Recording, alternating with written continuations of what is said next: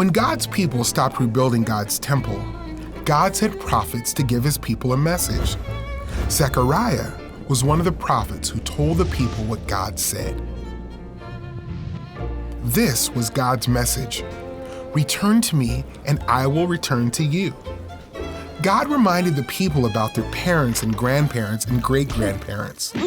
The prophets told them to stop sinning, but they did not listen. So God had punished the people for their sin. "Don't be like them," God said. One night, God gave Zechariah some messages through visions. Zechariah saw 8 visions. Each was a different message from God about something that was going to happen. In the first vision, Zechariah saw a man riding on a red horse. Behind him were other horses. They had been patrolling the earth. Everything was calm and quiet, but soon the Lord would punish his enemies. The Lord's house would be rebuilt, and his cities would be blessed again. In the second vision, Zechariah saw 4 horns. These stood for Israel's enemies.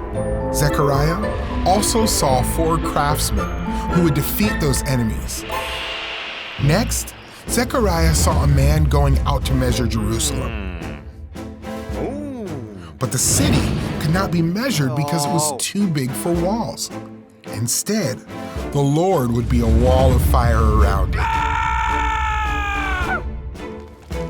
In the 5th vision, Zechariah saw a solid gold lampstand, which showed how all the Lord's plans would happen because of his Spirit. Then Zechariah saw a flying scroll, which was a curse on everyone who disobeyed God. In the 7th vision, a woman sat inside a basket. She represented the wickedness of those who worship false gods. She was lifted up and taken back to Babylon. In the 8th vision, Zechariah saw 4 chariots. Like the horses of the first vision, they would patrol the earth. God told Zechariah to collect silver and gold from the people.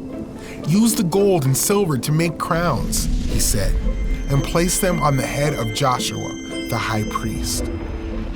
Joshua's crowns meant that a special king was coming to bring peace for everyone. "Look, your king is coming to you. He is righteous and victorious, humble and riding on a donkey, on a colt, the foal of a donkey," Zechariah said. God promised to bless his people and punish the rest of the nations for their sin. One day, everyone will worship the Lord.